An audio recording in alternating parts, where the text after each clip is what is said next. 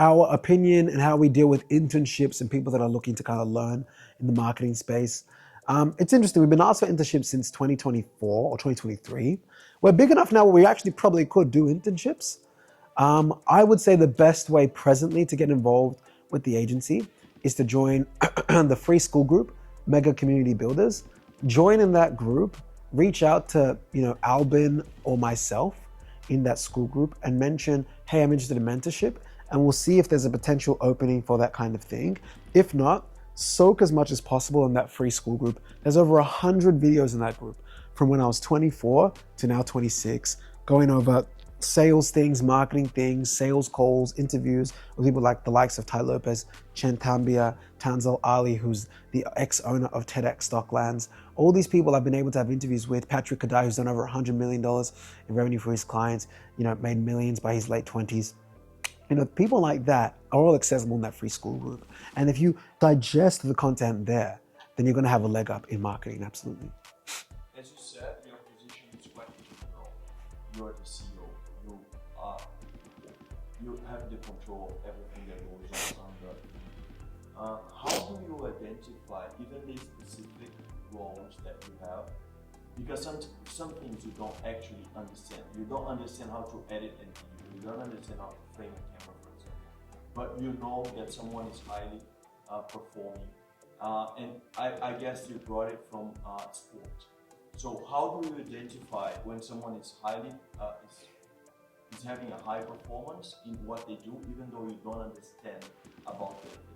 Perfect question. So how do I understand if someone is a high performer when I haven't done the thing or I don't understand the thing, which is very frequently the case?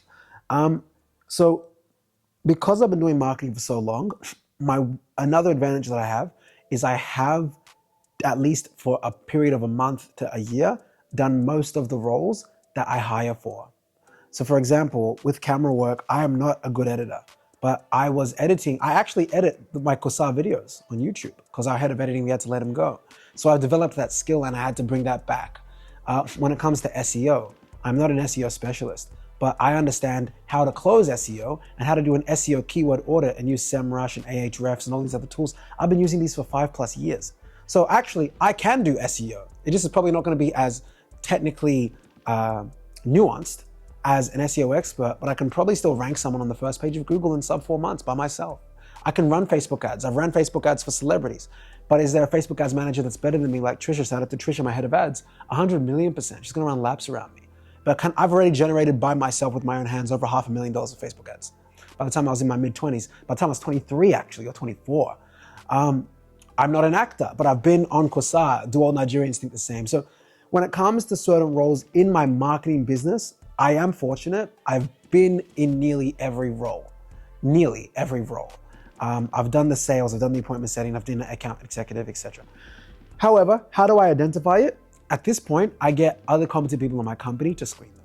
So for example, if someone's a really, really good account manager, I get my senior account managers to interview them. If someone's a really, really allegedly good salesperson, a lot of salespeople think they're good at sales, they're not. I get my head of sales or my head of appointment setting to interview them.